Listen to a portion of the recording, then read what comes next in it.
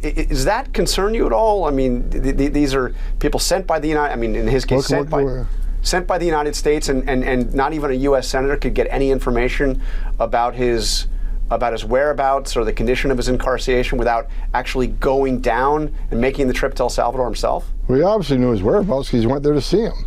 But you know what bothers me more than that is a U.S. senator traveled to El Salvador on taxpayer dime to meet with an MS-13 gang member, public safety threat terrorists. That's Trump border czar Tom Homan leaving an inept ABC host speechless after flipping the script of their Democrat-issued narrative surrounding the deportation of Abrego Garcia. Welcome to Nerk News, I'm Nerkish, and it looks like the Democrats and their lackeys in legacy media are still pathetically trying to change public perception about illegal immigration and President Trump's mass deportations. And in the wake of their repeated failed attempts to rebrand an illegal alien with ties to MS-13 as an innocent Maryland dad, they appear to be resorting to the left's favorite last resort, emotional blackmail. Unfortunately for them, though, Tom Homan is immune to their spineless tactics. Senator Van Hollen has obviously got a chance to meet with him, but he had to travel to El Salvador to get any information. I mean, in the meantime, the day before he traveled, an illegal alien was arrested for murder, were released to the streets rather than honoring an ICE detainer in his very own state. What concerns me is Van Hollen never went to the border the last 4 years under Joe Biden when he had a 600% increase in sex trafficking in women and children. You have a record number of no-inspected terrorists crossing that border. You had 250,000 Americans die from fentanyl overdose because of the open border. You had over 4,000 illegal aliens died making that journey, which is an historic record.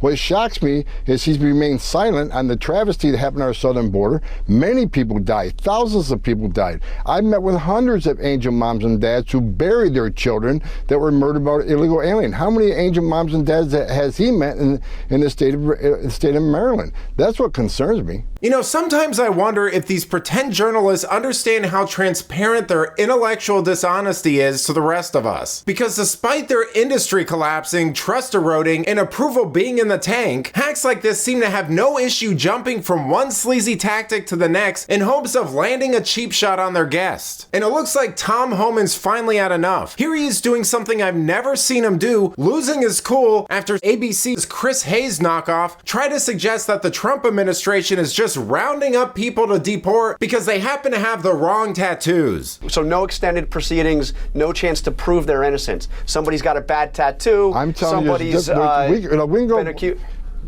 I mean, you acknowledge tattoos are part of the calculation here. I mean, you might have a tattoo. There's one factor out of many factors. I worked. Have you been an alien gang squad? Because I have. Tattoos are one of many factors that's going to determine someone's gang. It's not the only one. You can't say, okay, tattoo gang member. No, there's other indicia that's added to that tattoo. Tattoo is one factor that adds to other factors that makes that determination. What I'm saying is you can't ignore a tattoo. That's one more factor that leads you to believe maybe he's a gang member. It's just not based on tattoos. It's based on a lot of other things, but tattoo's one of many. But no one's removed just because of a tattoo. In other words, the Alien Entity Act means you can grab somebody and you can deport them without an extended hearing because you have labeled them a terrorist. Because you've said you've determined that somebody is a member of the gang, and therefore they don't have to go through the extended process of the opportunity to have a full hearing. That's what you're saying. I mean, let's just be clear. I'm saying we're following the laws of this country, and there's a different procedure for each one.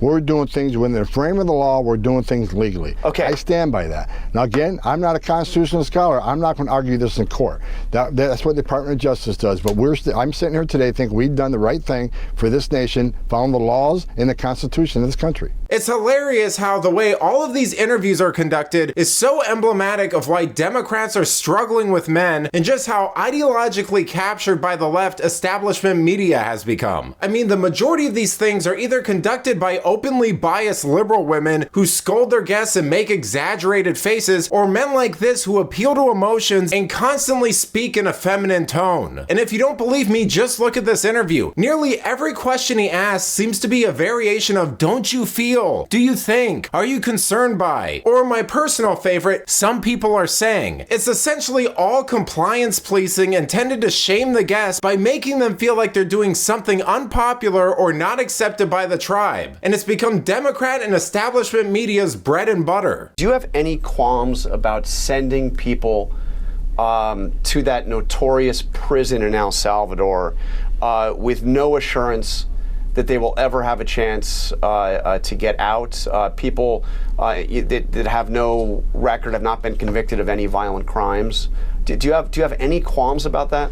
I believe removing public safety threats and terrorists, designated terrorists, to that prison in El Salvador. Trende Agua MS-30 has been designated a terrorist organization. What you don't know, what most readers don't know, they haven't seen and experienced what I've seen in my 40 years. I started in Boulder in 1984. I've talked to young girls, young as 9, that were raped by members of these gang cartels.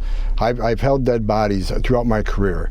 I've talked to 100 angel moms and dads whose children were killed and brutally murdered by members of MS-13 who just didn't kill them. They mutilated them, they tortured them.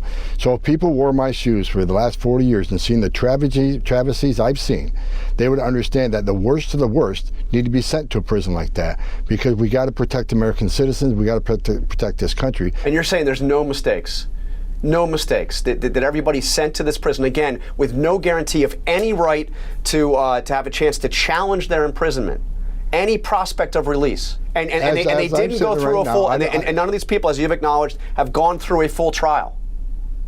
You need to read the Alien Enemies Act. We follow the Alien Enemies Act, and you're talking like it's a Title 8 removal. It isn't a Title 8 removal. That's a different procedure. Yeah, so you're acknowledging without Congress, without Enemies Act. You know, this shouldn't have to be said, but one of the primary functions of the office of the president is to protect American citizens. And all of this performative hand-wringing from Democrats and their lackeys in the media is frankly pathetic. The truth is the Aliens Enemy Act is constitutional and essential for Trump's America First priorities, because it prioritizes actual citizens, protects national security, and defends our sovereignty. And frankly, it's a little hilarious that this ABC News puppet is acting shocked and disappointed, as if anybody should give a crap what his side thinks anymore. I mean, they've blown all of their goodwill and have zero authority on this topic after essentially lying through their teeth about it for the last decade. And honestly, they're in for a rude awakening if they actually think regular Americans are going to seriously care about their defense of illegal aliens after witnessing the erosion of the Justice Department and being ridiculed and called names nonstop by these people for being concerned about immigration in the first place. But let me know what you think. Will liberals ever find an argument to change public opinion about this, or do Americans have too many other things to actually worry about? Let me know in the comments, and if you enjoyed this video, please give it a like and subscribe to the channel. That stuff really does help us out. Until then, this has been Nerk News. Thanks for watching. Bye.